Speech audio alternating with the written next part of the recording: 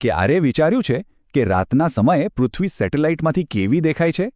અમુક જગ્યાઓ તો જાણે દિવાળીની જેમ ઝળહળતી હોય, પણ મોટાભાગની ધરતી ઘોર અંધારામાં ડૂબેલી હોય છે. આવું કેમ? શા માટે દુનિયામાં અમુક જગ્યાએ લોકોના ટોળે રહે છે અને અમુક જગ્યાએ કોઈ ફરકતું પણ નથી? બસ આ જ સવાલ આપણને આજના રસપ્રદ વિષય પર લઈ જાય છે: વસ્તી વિતરણને અસર કરતા પરિબળો.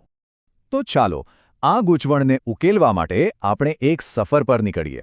આ સફરમાં આપણા 5 પડાવ રહેશે. પહેલા સમજીશું કે વસ્તી વિતરણ એટલે શું, પછી પ્રકૃતિ, આર્થિક કારણો અને સામાજિક પરિબળોની ભૂમિકા જોઈશું, અને છેલ્લે આ બધા ટુકડાઓને જોડીને એક સંપૂર્ણ ચિત્ર બનાવીશું. તો ચાલો શરૂઆત કરીએ એકદમ પાયાની વાતથી. કોઈપણ વિષયને સમજવા માટે એના મૂળભૂત શબ્દોનો અર્થ સ્પષ્ટ હોવો ખૂબ જ જરૂરી છે, ખરું ને? વસ્તી વિતરણ. આ શબ્દ સાંભળવામાં થોડો ભારે લાગે, પણ એનો અર્થ બહુ જ સરળ છે. સીધી વાત છે કે પૃથ્વી પર માણસો ક્યાં અને કેવી રીતે ફેલાયેલા છે, બસ એનો જ અભ્યાસ. જુઓ, ક્યાંક કીચોકીચ વસ્તી છે, જેમ કે આપણા ગંગાના મેદાની પ્રદેશોમાં, તો બીજી બાજુ સહારાનું રણ કે હિમાલયના પહાડો જેવા નિર્જન વિસ્તારો પણ છે. આપણે બસ આ પેટર્ન પાછળના કારણો જ શોધવાના છે. આ પેટર્નને સમજવા માટે સૌથી પહેલો અને કુદરતી રસ્તો છે ખુદ પ્રકૃતિને જ સવાલ પૂછવાનો. કારણ કે હજારો વર્ષોથી માણસ ક્યાં રહેશે એનો મોટો નિર્ણય તો પ્રકૃતિ જ કરતી આવી છે. આ પરિબળોને જાણે કુદરત તરફથી મળેલું આમંત્રણ સમજો. જ્યાં આબોહવા બહુ ગરમ કે ઠંડી ન હોય, જ્યાં જમીન સપાટ અને ખેતીલાયક હોય, પીવાનું પાણી સહેલાઈથી મળી રહે અને જમીનમાંથી ખનિજ સંપત્તિ નીકળતી હોય, ત્યાં કુદરત જાતે જ કહે છે, આવો અહીં વસો. એટલે તો દુનિયાની બધી જ મહાન સંસ્કૃતિઓ નદી કિનારે પાંગરી છે. પણ અહીં એક મિનિટ રોકાઈએ. શું બધું જ કંટ્રોલ પ્રકૃતિના હાથમાં છે? જો એવું જ હોત તો દુબઈ જેવું જાખમજોડ શહેર રણની વચ્ચે કંઈ નહીં તો ઊભું થઈ શક્યો હોત. ના, એ શક્ય જ નહોતું. આ જ બતાવે છે કે વાર્તામાં બીજું પણ એક પાત્ર છે જે બહુ જ શક્તિશાળી છે, અને એ છે ખુદ માણસ. અને માણસના નિર્ણયો પાછળનું સૌથી મોટું ચાલક બળ શું હોય છે? પૈસો, રોજગાર, તક. જ્યાં તક દેખાય ત્યાં માણસ પહોંચી જ જાય છે. આ આર્થિક પરિબળો વસ્તી માટે એક ચુંબક જેવું કામ કરે છે. આને આમ સમજીએ, જ્યારે ક્યાંક એક મોટી ફેક્ટરી ખુલે છે ત્યારે ત્યાં ફક્ત મજૂરો નથી આવતા.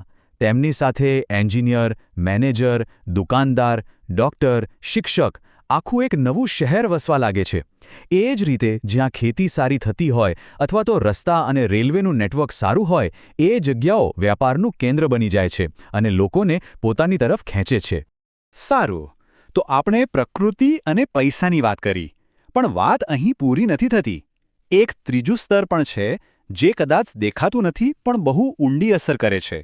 એ છે આપણો સમાજ અને સરકાર. જુઓ, લોકોને ફક્ત રોટી, કપડાં અને મકાન નથી જોઈતું. એમને એક સારું, સુરક્ષિત જીવન પણ જોઈએ છે. એટલે જ્યાં સારી સ્કૂલો અને હોસ્પિટલો હોય ત્યાં લોકો રહેવાનું પસંદ કરે છે. ઘણીવાર ધાર્મિક માન્યતાઓ પણ લોકોને કોઈ ખાસ જગ્યાએ વસવા માટે પ્રેરે છે. અને હા, સૌથી અગત્યનું, જ્યાં શાંતિ અને સ્થિરતા હોય અને સરકારની નીતિઓ વિકાસને પ્રોત્સાહન આપતી હોય, એ જગ્યા હંમેશા લોકોની પહેલી પસંદ બને છે.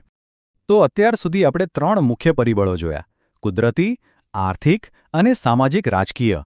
પણ આ બધા અલગ અલગ કામ નથી કરતા. ચાલો હવે આ બધા ટુકડાઓને જોડીને જોઈએ કે આખું ચિત્ર કેવું દેખાય છે. અને અહીં એન્ટ્રી થાય છે આજના યુગના અસલી ગેમ ચેન્જરની: ટેકનોલોજી. એક જમાનામાં જે કુદરતી પડકારોને કારણે અમુક જગ્યાએ વસવું અશક્ય લાગતું હતું, આજે માણસે એને પણ પડકાર ફેંક્યો છે. રણમાં પાણી પહોંચાડતી સિંચાઈ યોજનાઓ હોય કે પહાડોને કોતરીને બનાવેલા હાઈવે, ટેકનોલોજીએ વસવાટના નિયમો જ બદલી નાખ્યા છે. તો આજની ચર્ચાનો સાર શું છે? એ જ કે વસ્તી વિતરણ કોઈ એક કારણનું પરિણામ નથી. આ તો એક જટિલ રેસીપી જેવું છે, જેમાં પ્રકૃતિ, અર્થતંત્ર, સમાજ અને ટેકનોલોજી જેવા ઘણા બધા ઘટકો ભળેલા છે. આ બધાના મિશ્રણથી જ પૃથ્વી પર માણસોના વસવાટની આ અદ્ભુત અને વિવિધતાસભર પેટર્ન તૈયાર થાય છે. અને હવે આ વિષયને થોડું આપણી આસપાસ લાવીએ. જરા વિચારો, જે શહેર કે ગામમાં આપ રહો છો, ત્યાં વસ્તી વધવા કે ઘટવા પાછળ કયા કારણો જવાબદાર છે? શું એ કોઈ નદી છે, કોઈ ફેક્ટરી છે, કોઈ ઐતિહાસિક મહત્વ છે, કે પછી સારી સુવિધાઓ? આ પ્રશ્ન પર વિચાર કરજો તો ભૂગોળ પુસ્તકમાંથી બહાર નીકળીને